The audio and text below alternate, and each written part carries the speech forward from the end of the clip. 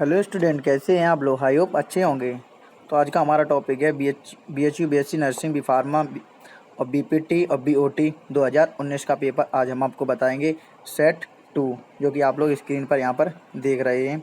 ये हमने बहुत मुश्किल से ये पेपर हमारे अपने पास मंगाया है, तो वीडियो एंड तक देखिए। आज हम आपको कुल 50 क्वेश्चन सॉल्व करवाएंगे, जो कि बहुत इंपॉर्टेंट क्वेश्चंस हैं, जो कि आपको 2020 BHU BSc नर्सिंग एग्ज़ाम में जो ऑनलाइन एग्ज़ाम होने वाला है, उसमें आपको कम से कम आपको 10 से 20 क्वेश्चन आने की संभावना है। तो वीडियो एंड तक देखते रहिए, वीडियो बहुत यूजफुल होने वाला है। तो वीडियो को अभी तक लाइक नहीं किया तो वीडियो को लाइक कर दीजिए, कमेंट करिए और अपने दोस्तों के साथ शेयर कीजिए। My name is Kishan Kumar और आप देख रहे हैं कृष्णा टाबा यूट्यूब चैनल। इस चैनल पर नए हो, चैनल को सब्सक्राइब नहीं किया तो प्लीज़ रेड आइकन को दबाकर चैनल को सब्सक्राइब कर दीजिए, बगल में बेल आइकन को दबा दीजिए, जिससे कि ऐसी आने वाली वीडियो की नोटिफिकेशन आप तक सबसे पहले पहुँचे। तो चलिए वीडियो स्टार्ट करते हैं। तो आज का हमारा जो टॉपिक है, आप लोगों ने थंबनेल में भी देख लिया होगा। आज का हम बात करने वाले हैं BHU BSc nursing, B pharma, BPT और BOT 2019 का पेपर आज हम आपको सॉल्व कराएंगे। तो चलिए क्वेश्चन नंबर फर्स्ट की तरफ देख लेते हैं। तो यहाँ पर क्वेश्चन नंबर फर्स्ट में पूछ रहा है, the following is not fundamental SI unit. मतलब क्वेश्चन ये इस प्रकार पूछ रहा है कि एक मूलक मात्रक नहीं है, एक मूलक मात्रक नहीं है। यहाँ पर फर्स्ट ऑप्शन दे रहा है एम्पियर, कैंडला, न्यूटन या फिर केल्विन। तो इसका जो राइट ऑप्शन होगा वो होगा सी ऑप्शन, बिल्कुल राइट ऑप्शन, यानी न्यूटन। जिसका जो एक मूल मात्रक नहीं है, एक मूल मात्रक नहीं है। यहाँ पर क्वेश्चन में ये पूछ रहा है कि एक मूल मात्रक नहीं है। तो एक में पहला में पूछ दे रहा है एम्पियर, तो ये एक मूल मात्रक है। कैंडला ये भी एक मूल मात्रक है। जो न्यूटन होता है ये एक मूल मात्रक नहीं है। तो वेरी वेरी इंपॉर्टेंट क्वेश्चन है। तो इसका राइट ऑप्शन होगा सी ऑप्शन, बिल्कुल सही हो जाएगा। तो इसकी PDF की लिंक मैं डिस्क्रिप्शन में दे दूंगा, जहाँ से आप लोग डाउनलोड भी कर सके। उसकी आंसर की भी मैं आप लोगों को प्रोवाइड कर दूंगा, जिससे कि आप लोगों को यूजफुल रहे। तो चलिए क्वेश्चन नंबर सेकंड की तरफ चलते हैं। क्वेश्चन नंबर सेकंड में पूछ रहा है कि 1 किलोवाट घंटा बराबर कितना होता है। 1 किलोवाट घंटा बराबर मतलब 1 किलोवाट इक्वल टू, यहाँ पर अगर आप लोगों को थोड़ा बहुत अगर साफ ना दिखे तो सॉरी, क्योंकि यही है, थोड़ा रीज़न है, इसलिए आप लोग मैनेज कर लेना अपने हिसाब से। तो यहाँ पर जो क्वेश्चन सेकंड में पूछ रहा है कि 1 किलोवाट घंटा बराबर होता है 36 मेगा जूल, या फिर 3.6 मेगा जूल, या फिर 0.36 मेगा जूल, या फिर इनमें से कोई नहीं। तो इसका राइट ऑप्शन होगा वो होगा बी ऑप्शन, यानी 3.6 मेगा जूल होता है। तो इसका राइट ऑप्शन क्या होगा? तो इसका राइट ऑप्शन होगा 3 मेगा जूल। यहाँ पर ये बी ऑप्शन आप लोग देख रहे हैं, ये बिल्कुल सही आंसर है। अब क्वेश्चन नंबर चलते हैं थर्ड क्वेश्चन की तरफ। तो थर्ड क्वेश्चन में पूछ रहा है कि दो ग्रह के व्यासों का अनुपात, दो ग्रह हैं उनके व्यासों का अनुपात 4:1 है, और इन ग्रहों के मध्यम घनत्वों का अनुपात 1:2 है। तो इन ग्रहों के गुरुत्वीय त्वरण का अनुपात होगा, कितना अनुपात होगा? 2:1, 1:2, या फिर 4:1, या फिर जो फोर्थ ऑप्शन में वो दे रहा है वो 1:4। तो इसका जो राइट ऑप्शन होगा वो होगा ए ऑप्शन, यानी 2:1 होगा, 2:1 यहाँ पर 1। तो इसका राइट ऑप्शन होगा वो होगा फर्स्ट ऑप्शन, बिल्कुल सही हो जाएगा। अब चलते हैं क्वेश्चन नंबर 4 की तरफ। तो क्वेश्चन नंबर 4 में पूछ रहा है कि कौन सा तापमान फ़ारेनहाइट तथा केल्विन स्केल के समान होता है। Which temperature is same of Fahrenheit is kelvin scale. जिसका फर्स्ट ऑप्शन है वो है 374.25, और यहाँ पर सेकंड ऑप्शन है वो है 574.25 और 474.25, और जो लास्ट ऑप्शन है वो है 674.25। तो इसका राइट ऑप्शन होगा वो होगा सेकंड ऑप्शन, बिल्कुल सही हो जाएगा। जो तापमान का फ़ारेनहाइट तथा केल्विन स्केल का समान होता है वो होता है 574.25, मतलब 574.25, यानी बी ऑप्शन बिल्कुल इसका सही हो जाएगा। अब चलते हैं क्वेश्चन नंबर 5 की तरफ। तो क्वेश्चन नंबर 5 में पूछ रहा है कि तापयुग्म थर्मेपाइल कार्य करता है। ये सब नॉर्मल जो जनरल GK फिजिक्स बोलते हैं उसे, ये उससे क्वेश्चन पूछे हुए हैं।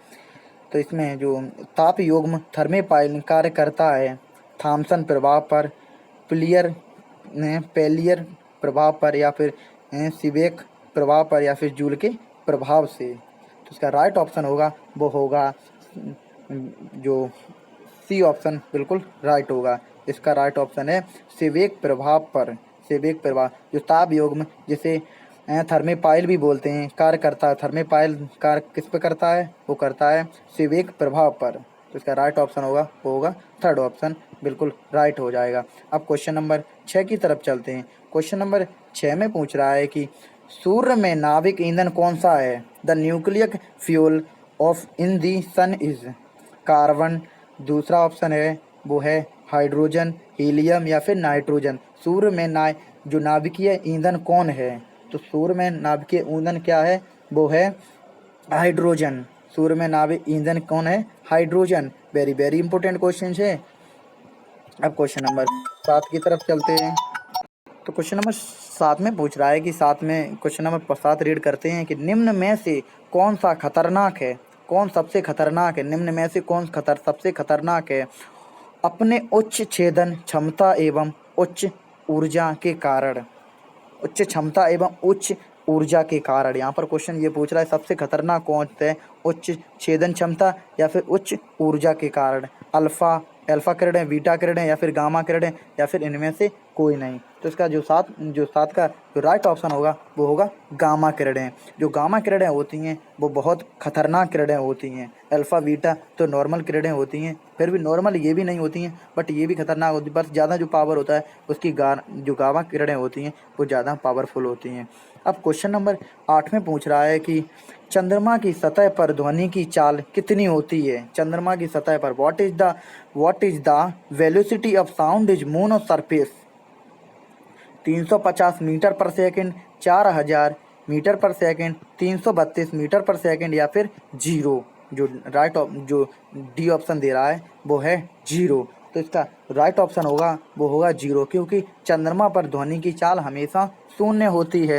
ये आप लोगों को पता होना चाहिए। तो इसका राइट ऑप्शन क्या होगा? इसका राइट ऑप्शन होगा जीरो। डी ऑप्शन बिल्कुल राइट होगा। अब क्वेश्चन नंबर 9 की तरफ चलते हैं। क्वेश्चन नंबर 9 में पूछ रहा है कि डेसिबल एक मात्रक है और जिससे मापा जाता है। Decibel is unit of measurement. मतलब डेसिबल एक मात्रक है, वो किसके द्वारा मापा जाता है? ध्वनि की प्रबलता। डेसिबल से क्या नापा जाता है? ध्वनि की प्रबलता, ध्वनि की तारत्व या फिर ध्वनि की आवृत्ति या फिर ध्वनि का स्वरूप। तो इसका राइट ऑप्शन क्या होगा? इससे डेसिबल जिससे मापा जाता है वो क्या मापा जाता है? हमेशा ध्वनि की प्रबलता। तो 9 का राइट ऑप्शन होगा वो होगा फर्स्ट ऑप्शन बिल्कुल राइट हो जाएगा।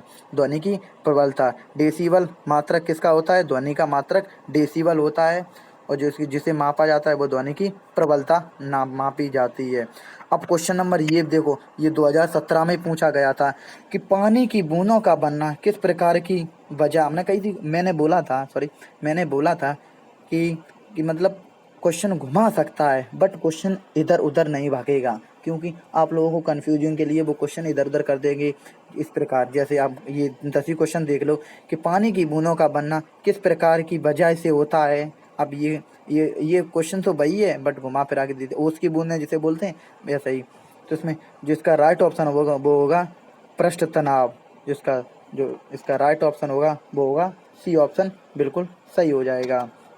पानी की बूंदों का बनना या फिर पत्तियों के किनारे पर बूंदों का बनना, उसकी बूंदें का बनना, ये सब, और जो पानी जब ऊपर से जब वर्षा के वो गोल गोल जो बूंदें ज़मीन पर गिरती हैं वो भी पृष्ठ तनाव के कारण गिरती हैं ज़मीन पर। तो इससे आपके 3 क्वेश्चन कंप्लीट हो चुके होंगे। सरफेस टेंशन से जिसे बोलते हैं, मतलब पृष्ठ तनाव, जिसका राइट ऑप्शन होगा पृष्ठ तनाव। अब क्वेश्चन नंबर 11 की तरफ चलते हैं। तो क्वेश्चन नंबर जो 11 वेरी वेरी इंपॉर्टेंट क्वेश्चन है। Core of a transformer is made up. मतलब ट्रांसफार्मर का कोर बना होता है। ट्रांसफार्मर की जो साइडें कोर होती हैं, जो अंदर की कोर हैं, जब उनमें अंदर फंसा होता है, जो कि आप लोग जिसमें तेजाब वगैरह भरा होता है, तो वो कोर किसकी बनी होती है? मतलब किनारी जिसे बोलते हैं आप अपनी भाषा में, वो स्टील की बनी होती हैं या फिर नरम लोहे की, तांबे की या फिर एल्यूमिनियम की। तो आप लोगों को पता होगा जो अंदर की जो ट्रांसफार्मर की कोर बनी होती है वो हमेशा नरम लोहे की बनी होती हैं, नरम लोहे की। तो इसका राइट ऑप्शन होगा वो होगा सेकंड ऑप्शन सॉफ्ट आयरन, जिसे इंग्लिश में सॉफ्ट आयरन बोलते हैं, मतलब नरम लोहा। सॉरी फ्रेंड्स, जो कि आप हमारे पास फ़ोन आ गया था, क्योंकि आप जैसे स्टूडेंट के पास फ़ोन आते रहते हैं, इसलिए आप लोगों को, इसलिए मुझे उठाना पड़ा। आप क्वेश्चन नंबर 12 की तरफ फोकस डालते हैं। वो 12 में पूछ रहा है कि a voltmeter is always connected in, मतलब वोल्ट मीटर को निम्नलिखित में से कैसे जोड़ा जाता है। वोल्ट मीटर को श्रेणी क्रम में, समांतर क्रम में, या फिर दोनों में, या फिर इनमें से कोई नहीं। तो जो वोल्ट मीटर होता है वो हमेशा किस क्रम में जोड़ा जाता है, वो हमेशा जोड़ा जाता है, वो जो जोड़ा जाता है समांतर क्रम में, इस प्रकार में, जैसे इस प्रकार, ये समांतर क्रम बोलते हैं। ये समांतर क्रम मतलब समान रेखा से, ये समांतर क्रम होता है। तो इसका राइट ऑप्शन होगा, वो होगा सेकंड ऑप्शन, बिल्कुल राइट होगा, यानी बी ऑप्शन। वोल्ट मीटर को निम्नलिखित में से कैसे जोड़ा जाता है, समांतर क्रम में जोड़ा जाता है वोल्ट मीटर को। इम्पोर्टेंट है। अब क्वेश्चन नंबर, ये भी बहुत इम्पोर्टेंट क्वेश्चन है। The correct relationship between the power P, current I end voltage V is, शक्ति P और धारा I तथा वोल्टेज V के बीच का संबंध है। P बराबर I इंटू V, B बराबर P बराबर I माइनस V, या फिर P बराबर VI। तो जो संबंध, बीच का संबंध किससे होता है, मतलब बीच का संबंध पूछ रहा है इसमें, शक्ति, धारा और वोल्टेज के बीच का संबंध क्या होता है। तो इसका बीच का संबंध होता है, तो इसका राइट ऑप्शन, इसका सूत्र आप इससे भी कर सकते हैं, P बराबर BI। तो इसका राइट ऑप्शन होगा सेकंड, वो थर्ड ऑप्शन, यानी सी ऑप्शन बिल्कुल राइट होगा। अब क्वेश्चन नंबर 14 की तरफ चलते हैं। क्वेश्चन नंबर 14 में पूछ रहा है कि स्रोत एवं परावर्तन के बीच की न्यूनतम दूरी जिससे ई को सुनाई देता है, स्रोत एवं परावर्तन के बीच की न्यूनतम दूरी जिससे ई को सुनाई देता है। First option 10 metre, 17 metre, 34 metre, या फिर 50 मीटर ई को सुनाई देता है। तो वो कितनी मीटर दूरी पर सुनाई देता है, तो वो हमेशा 17 मीटर दूरी पर सुनाई देता है। तो इसका राइट ऑप्शन होगा, वो होगा सेकंड ऑप्शन, बिल्कुल राइट हो जाएगा। अब क्वेश्चन नंबर 15 की तरफ चलते हैं। 15 पूछ रहा है कि एक तरंग क्षेत्र 0.2 सेकंड में 20 दीर्घ एवं 20 तरंग गर्त उत्पन्न करता है, तो तरंग की आवृत्ति होगी 100 हर्ट्ज, 100 किलो हर्ट्ज, 10 हर्ट्ज, या फिर 10 किलो हर्ट्ज। तो आप लोगों को हम बता दें, तो इसका राइट ऑप्शन होगा, वो होगा फर्स्ट ऑप्शन, यानी 100 हर्ट्ज। 100 इस प्रकार भी ऑप्शन आ सकता है, इसका राइट ऑप्शन होगा 100 हर्ट्ज। अब चलते हैं क्वेश्चन नंबर 16 की तरफ। क्वेश्चन नंबर 16, ये भी बहुत वेरी वेरी इंपॉर्टेंट है।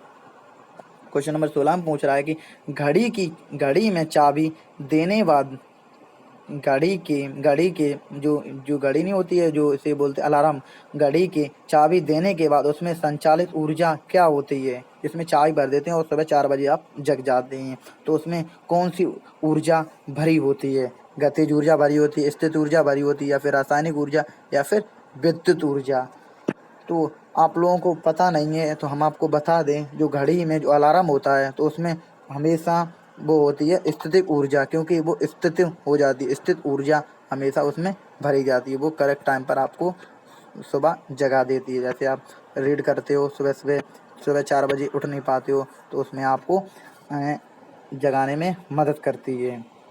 अब क्वेश्चन नंबर 17 की तरफ चलते हैं। 3 माइक्रोफैराड समान धारिता की 3 संधारिताओं को समान क्रम में जोड़ा गया है, तो इस संयोजन की धारिता होगी 9 म्यू एफ, या फिर 9 म्यू फारेन, या फिर 3 म्यू फारेन, या फिर फैराड, या फिर 6 म्यू फाराड, या फिर 1 म्यू फाराड। इसका जो राइट ऑप्शन होगा, वो होगा डी ऑप्शन, बिल्कुल होगा 1 म्यू फैराड। इसका राइट ऑप्शन होगा, वो होगा लास्ट ऑप्शन, डी ऑप्शन, बिल्कुल सही हो जाएगा। अब क्वेश्चन नंबर 18 की चलते हैं। Rocket world on the principle is conversations of rocket किसकी संरचना के सिद्धांत पर कार्य करता है? जो रॉकेट होता है, जो सब बादल में ऊपर अंतरिक्ष में जो रॉकेट हो चलता है, तो वो किसके सिद्धांत पर कार्य करता है? द्रव्यमान के, ऊर्जा के, संवेग के या फिर वेग के? तो जो रॉकेट होता है वो हमेशा किसके काम करता है? रॉकेट हमेशा संवेग की सिद्धांत पर कार्य करता है। इसका राइट ऑप्शन होगा मोमेंटम, मतलब मोमेंटम। तो इसका राइट ऑप्शन होगा संवेग। अब क्वेश्चन नंबर 19 की तरफ चलते हैं। क्वेश्चन नंबर 19 में पूछ रहा है ध्वनि का अधिकतम वेग होता है, ध्वनि का अधिकतम वेग होता है, ठोस होता है, द्रव होता है, गैस होता है या फिर अर्ध ठोस में होता है? तो ध्वनि का अधिकतम वेग, सबसे ज़्यादा ध्वनि किस में होती है? आप ऐसे समझ लीजिए आसान भाषा में। तो हमेशा ध्वनि होगी ठोस में, ठोस में ध्वनि सबसे अधिकतम होगी। क्वेश्चन नंबर 20 की तरफ चलते हैं। कौन सा दर्पण कार की हेडलाइट में प्रयोग किया जाता है? जो दर्पण होता है, जो साइडें देखते हैं, अब जो हेडलाइट भी होती है, मतलब आगे की सामने की जो लाइट जिसे बोलते हैं हेडलाइट, जो सामने वाली फोकस करती है, तो उसमें एक दर्पण लगा होता है। वह कौन सा दर्पण लगा होता है? उत्तल दर्पण लगा होता है या फिर अवतल दर्पण लगा, समतल दर्पण लगा होता है या फिर इनमें से कोई नहीं? तो जो जो हमेशा हेडलाइट में हमेशा अवतल दर्पण का प्रयोग किया जाता है। जो कार की दर्पण का जो कार होती है, जिसे आप फोर व्हीलर बोलते हैं, कार में हमेशा अवतल दर्पण का प्रयोग किया जाता है। अवतल, जैसे अवतल लेंस भी बोल सकते हैं। क्वेश्चन नंबर 21 की तरफ चलते हैं। क्वेश्चन नंबर 21 में पूछ रहा है कि निम्नलिखित में से कौन दूरी का मात्रक नहीं है? लीप वर्ष, पारसेक, प्रकाश वर्ष या फिर एंगस्ट्रॉम, इसे एंगस्ट्रॉम बोलते हैं। तो हमें पता ही है, तो इसका जो दूरी का मात्रक नहीं है, तो ये पारसेक है, ये दूरी का मात्रक है। प्रकाश वर्ष ये भी दूरी का एंगस्ट्रॉम ये भी दूरी का मात्रक है। तो क्वेश्चन में पूछ रहा है नहीं है, तो वो है लीप वर्ष। ये प्रकाश का मात्रक, ये सॉरी दूरी का मात्रक नहीं है। तो राइट ऑप्शन, फर्स्ट ऑप्शन बिल्कुल सही हो जाएगा। क्वेश्चन नंबर 22 की तरफ चलते हैं। Which of the following has the largest एनग्रिट्रिया? मतलब निम्नलिखित में से किसका जड़त्व सबसे ज़्यादा होता है? निम्नलिखित में से किसका जड़त्व सबसे ज़्यादा होता है? खिलौना कार का, ट्रक का या कार का या फिर घोड़ा गाड़ी का? जो बच्चे नहीं खेलते हैं, खिलौना कार, ट्रक या कार या फिर घोड़ा गाड़ी का, तो हमेशा जड़त्व सबसे ज़्यादा ट्रक का होता है। तो इसका राइट ऑप्शन होगा ए ट्रक, मतलब एक ट्रक। राइट ऑप्शन होगा बी ऑप्शन, बिल्कुल राइट होगा। क्वेश्चन नंबर 23 की तरफ चलते हैं। निम्नलिखित में से कौन सा उपकरण आघूर्ण के सिद्धांत पर कार्य करता है? आघूर्ण के सिंगाण पर कार्य करता है, सिद्धांत पर कार्य करता है। स्प्रिंग तुला, बिम तुला, दोलक घड़ी या फिर निम्नलिखित में से इनमें से कोई नहीं?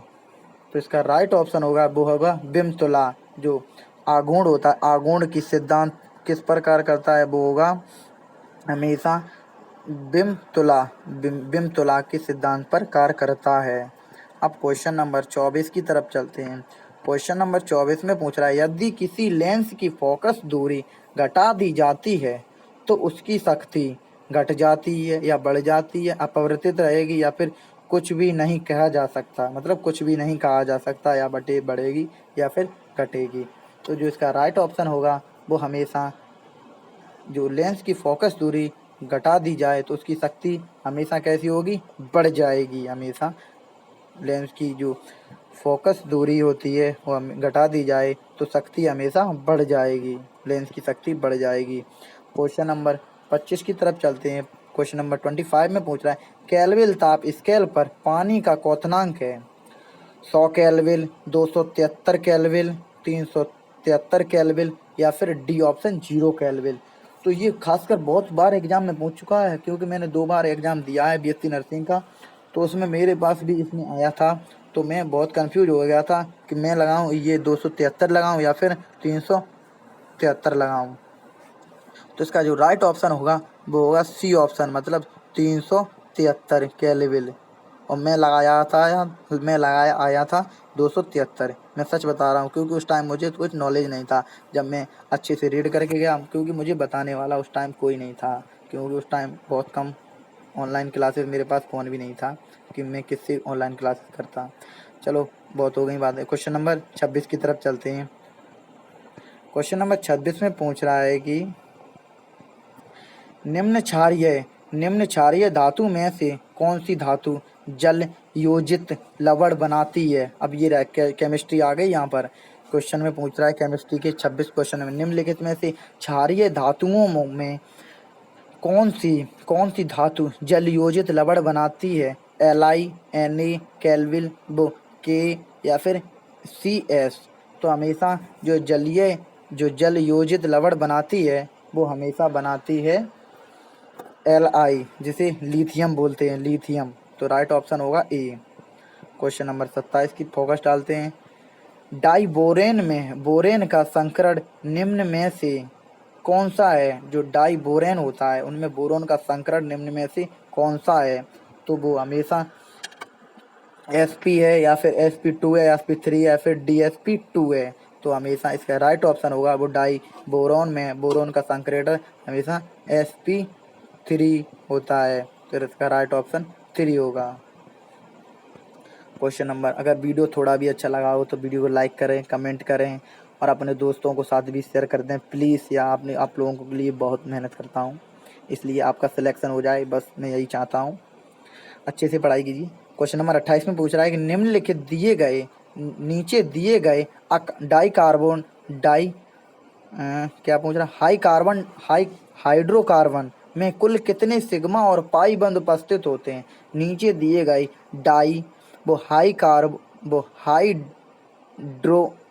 हाइड्रोकार्बन में कुल कितने सिग्मा और पाई पूछ रहा है यहाँ पर। तो यहाँ पर ये आपके सामने एक जो दे रखा है यहाँ पर रिएक्शन, जिसमें ए ऑप्शन में दे रहा है 10 पाई और 10 सिग्मा और 3 पाई, 3 सिग्मा या फिर 10 पाई या 7 सिग्मा 3 पाई या फिर जो डी ऑप्शन है वो है 6 सिग्मा 4 पाई। तो इसका राइट जो इसमें टोटल सही होगा वो होगा 10 पाई 3 सिग्मा, यानी फर्स्ट ऑप्शन बिल्कुल सही हो जाएगा। अब क्वेश्चन नंबर 29 की तरफ चलते हैं। क्वेश्चन नंबर 29 में दे रहा है कि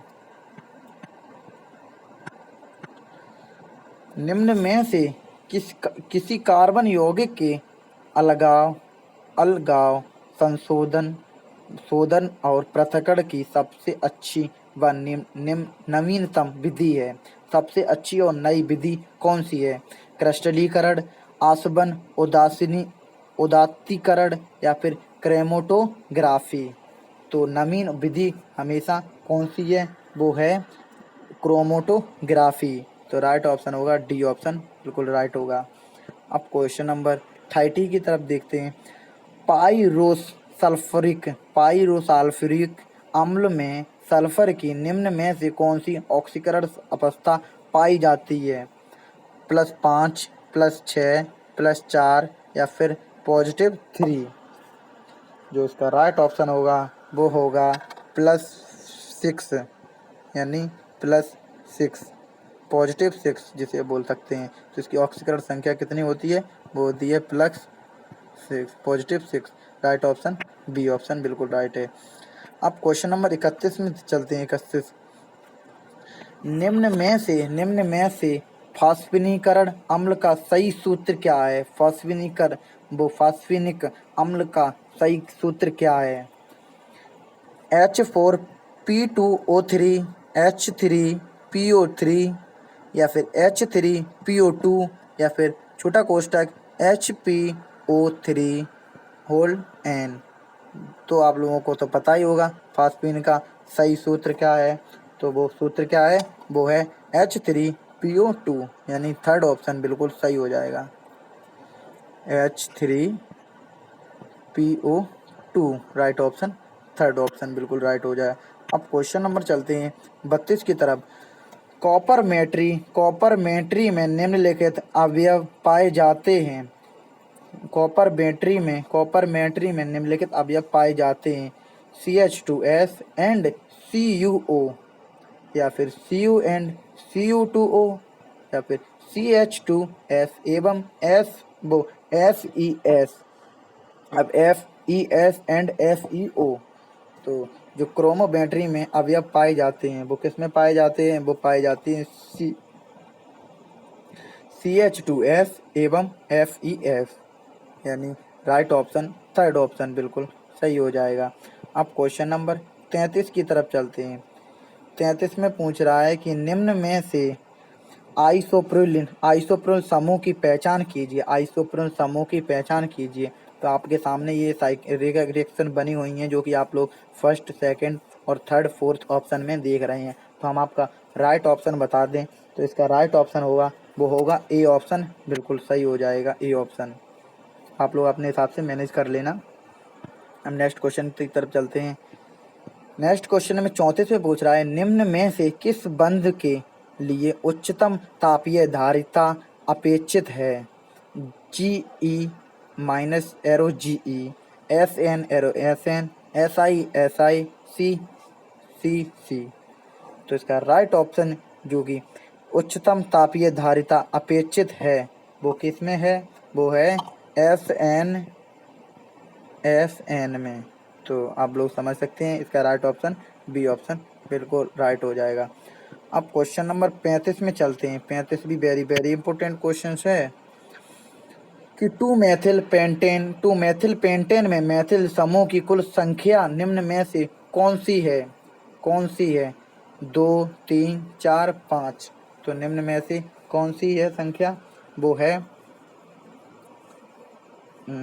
35 क्वेश्चन का, तो वो है, आपको बता दें, वो है 3। मतलब 2 मेथिल पेंटेन में मेथिल समूह की कुल संख्या कितनी है, वो है 3। अब क्वेश्चन नंबर 36 की तरफ चलते हैं। 36 में देख रहा है कि निम्न में से कौन सा समूह इलेक्ट्रोफिलिक एरोमेटिक प्रतिस्थापन में आर्थो और पैरा निर्देशन करेगा। -NO2, -Cl, -SO3H या फिर CHO। तो इसका राइट ऑप्शन होगा, वो होगा बी ऑप्शन, माइनस कैल्शियम, जिसे Cl बोलते हैं, राइट ऑप्शन है। अब क्वेश्चन नंबर 37 की तरफ चलते हैं। पीली विकिरण जिसका तरंगदैर्घ्य 5800 एंगस्ट्रॉम है, उसकी तरंग संख्या निम्न में से कौन सी है। 1.7 गुणा 10⁴ centimetre minus 1.7 multiple 10 into 10⁴ metre minus 1.7 गुणा 10⁴ mm माइनस 1.7 गुणा 10⁶ सेंटीमीटर माइनस का 1।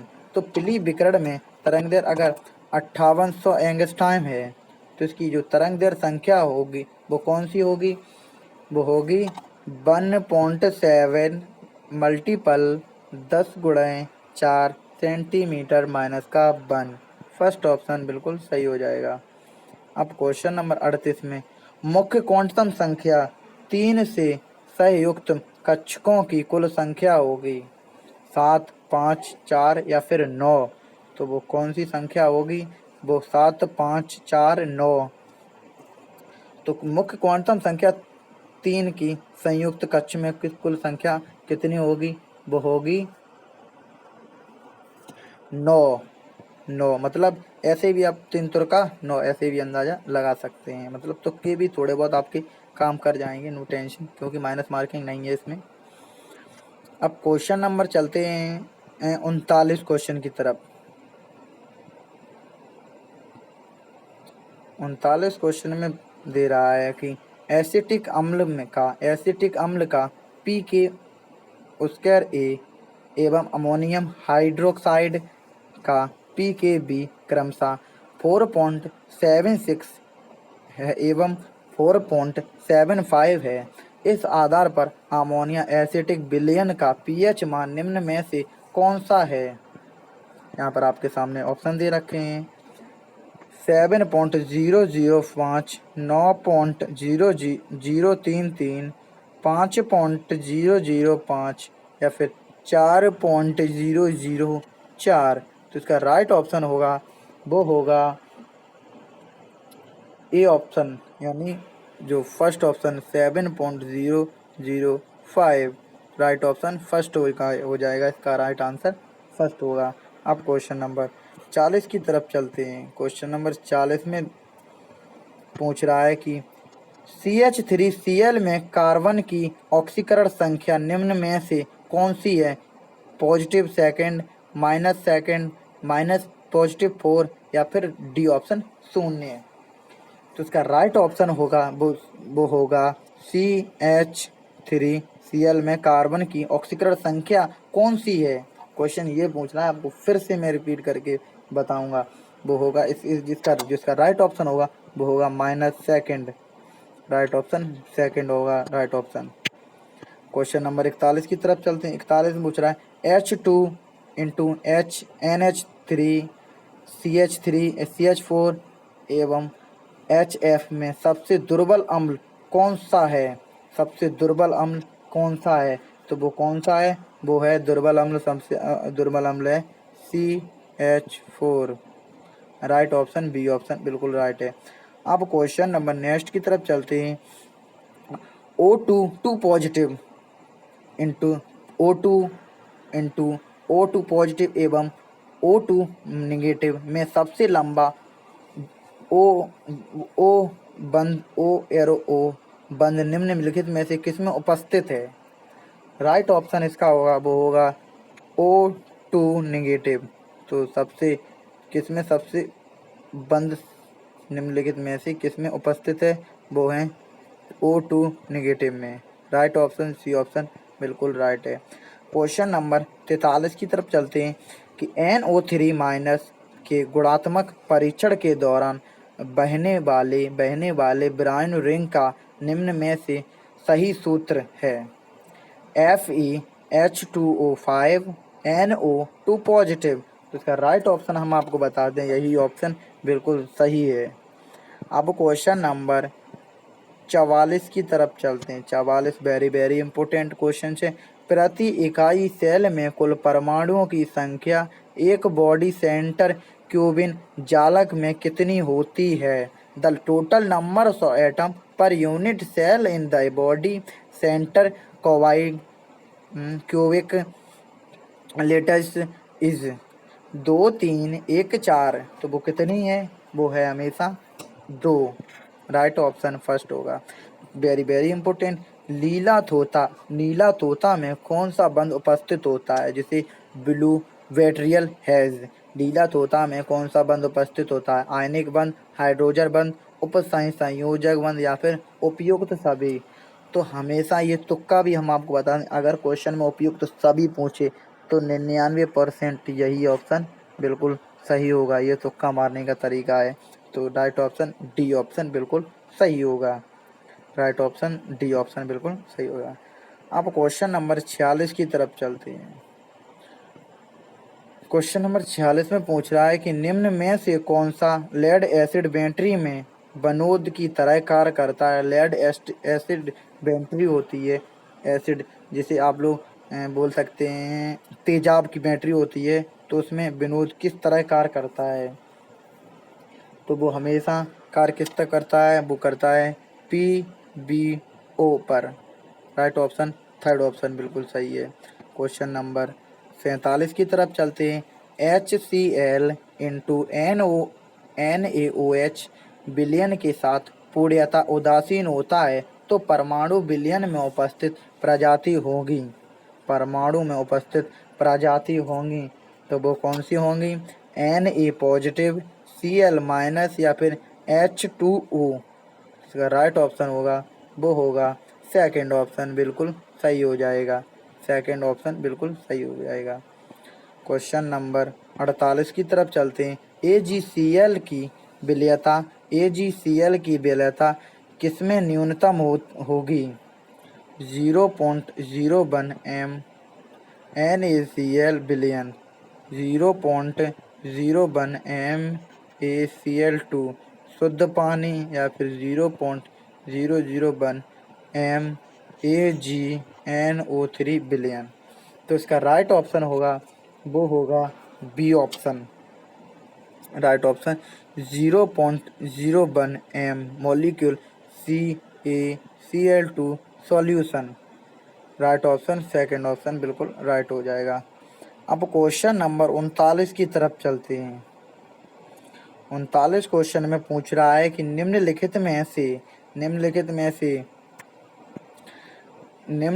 में से किसमें कार्बोक्सिलिक समूह अनुपस्थित होता है। कार्बोक्सिलिक समूह अनुपस्थित होता है, मतलब उपस्थित नहीं होता, अनुपस्थित को पूछ रहा है। तो जिसका फर्स्ट ऑप्शन है वो है बेंजोइक अम्ल, लैक्टिक अम्ल, प्रिकिक अम्ल या फिर एस्पिरिन। तो जिसका राइट ऑप्शन होगा वो होगा प्रिक्रिक अम्ल। जो अनुपस्थित होता है वो होता है प्रिक्रिक अम्ल, अनुपस्थित होता है। क्वेश्चन नंबर 50 की तरफ चलते हैं। निम्नलिखित में से कौन सा अकार्बनिक यौगिक Na के साथ H2 देता है। Na के साथ H2 देता है। CH4, C2H6, C2H4 या फिर C2H2। तो इसका राइट ऑप्शन होगा वो होगा D option, C2H2। Right option D option बिल्कुल सही हो जाएगा। तो आज हमने आपको 50 क्वेश्चन समझा दिए। आई होप आपको अच्छे से समझ में आ ही गए होंगे। हम आपको जो नेक्स्ट वीडियो में यानी कल की वीडियो में आज आप आपको 91 से लेकर 100 तक क्वेश्चन हम आपको बिल्कुल अच्छे से क्लियर करवा देंगे। तो वो भी वीडियो आप लोग देखना मत भूलें। तो वीडियो को लाइक करें, कमेंट करें और अपने दोस्तों के साथ शेयर करें। तो इसका जो PDF है वो हम आपको कल प्रोवाइड करेंगे, क्योंकि इसका PDF है वो हम अभी आज को जब आप इसके पूरे कंप्लीट क्वेश्चन हो जाएंगे उसके बाद हम आपको सेंड कर देंगे। उसके लिए no tension, be happy. Please video को लाइक करें और दोस्तों के साथ शेयर करें। तब तक के लिए जय हिंद, वंदे मातरम।